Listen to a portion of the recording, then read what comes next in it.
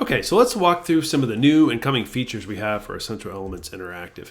I want to remind you, we do have our EEI blog, and probably in the beginning of January, we're going to have a much more in-depth dive into the features that we're talking about today. But today we're going to go brief overview over several things. We have a music studio update that just launched, just kind of a new look with some familiarity. We have teacher audio feedback, which we actually launched last spring as a response to a lot of requests from teachers. It's been really very helpful, but it's going to work really well with our new feature, the student video submissions, which is currently in our beta testing right now.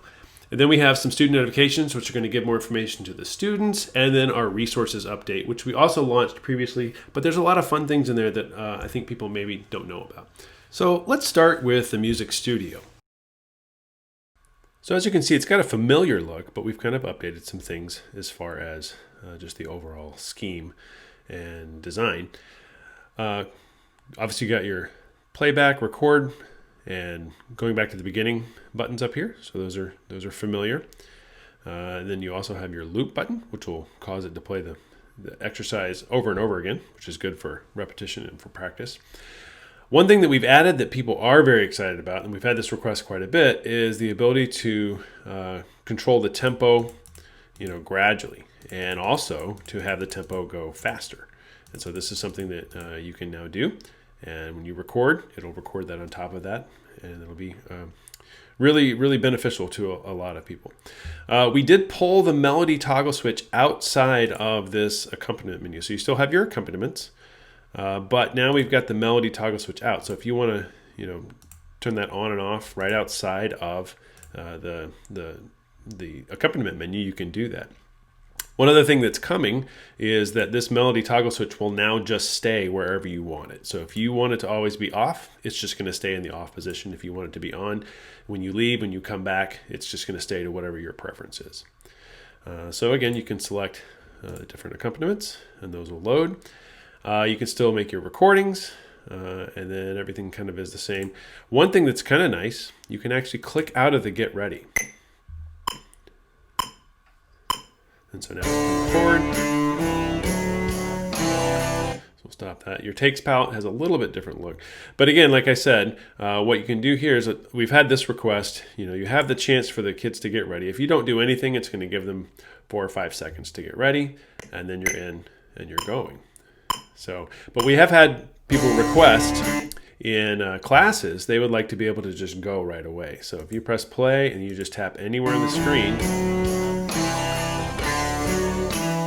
you're right back in. So that's kind of something that may not be quite so obvious, but realize you can now exit out of the get ready part of this.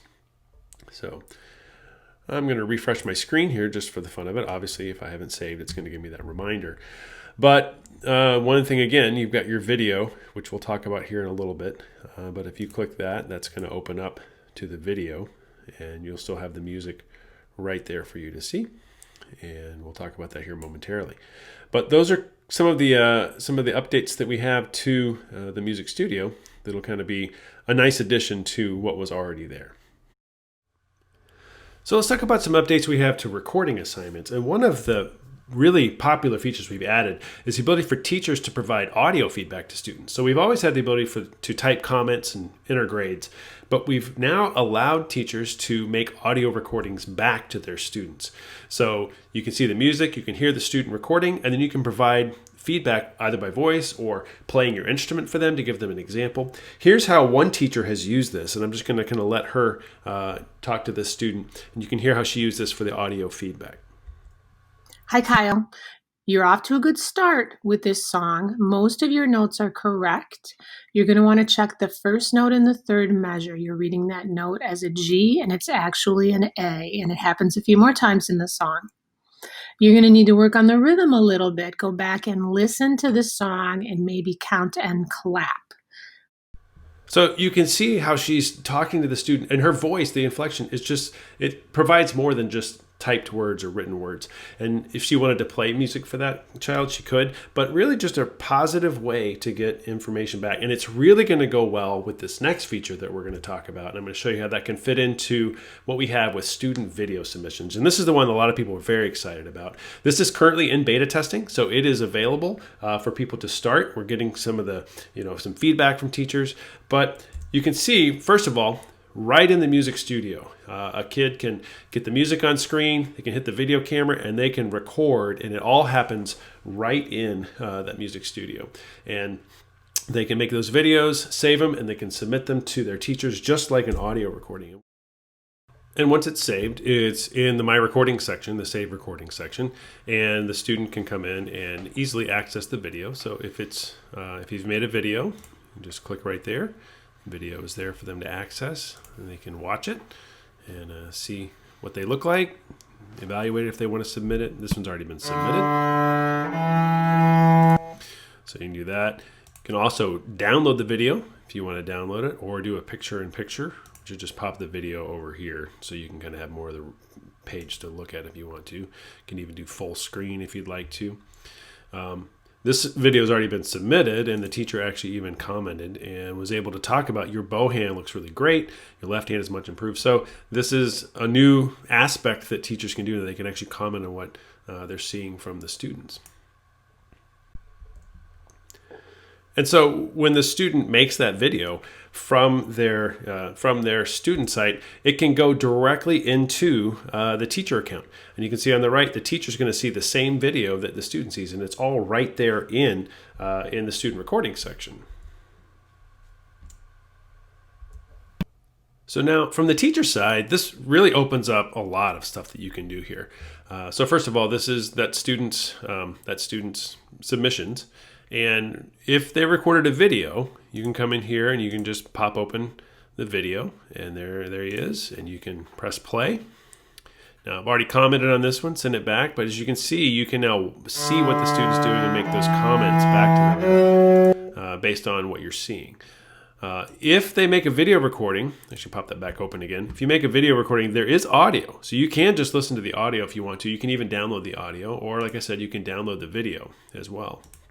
So, but we also have this picture-in-picture, and here's where this really kind of comes into play. So this next one, you see, this was submitted without a video. So that's just an audio recording, because you can still have them submit audio. You may not want them to do video every single time. And you may have some kids that can't do video, or their parents don't want them to do video. That either way, that's fine. But they can still do the audio submissions. Now, if you come down here, here's where this really just kind of takes everything to a new level. I mentioned the audio recording feedback that you can give kids. I mentioned that earlier. So check this out. So you can pop open this video. Now let's pop this into the picture-in-picture, and then let's do a recorded message.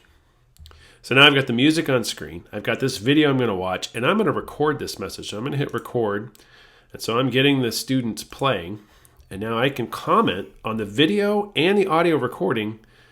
And you're going to hear I'm doing that right now.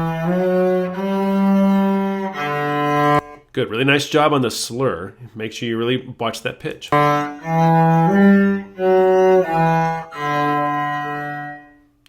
Good. And you want to hit that full bow to be as full as you can. Now I hit end. And so now I have the video and I have my comments. So here are my comments.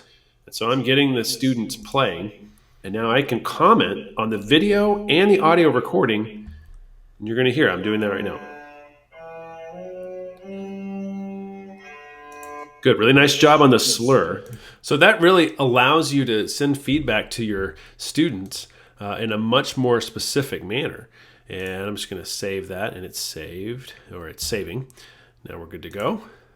And that recording is there. And now I can just say, listen, if I can spell, to recorded comments. And I'm going to give that person a grade of a 95. Close that back up.